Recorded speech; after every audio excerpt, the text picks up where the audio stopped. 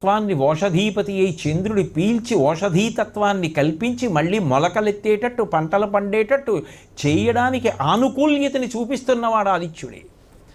కాబట్టి ఎవరు ఏది తిన్నా ఆ తిన్నదంతా సూర్యప్రసాదమే. అన్నప్రదాత ఆదిత్యుడే. కాబట్టి ఆ సూర్యభగవానుణ్ణి ప్రార్థన చెయ్యి.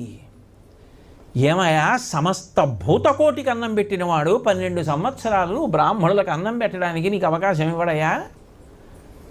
అది పురోహితుడి నమ్మకం, అది పురోహితుడికి భగవంతుడి మీద విశ్వాసం, అది ఆయనకి శాస్త్రం మీద ఉన్న గౌరవం. కాబట్టి ఆయన అన్నాడు, ఎంత గొప్పవాడో తెలుసా సూర్యుడు. వారిరుహమిత్రు అమరోరగ మునిజుచర చారణగణ ప్రణుత చారుగుణుడు లోకాధారు అఖిల శృతి శరీరు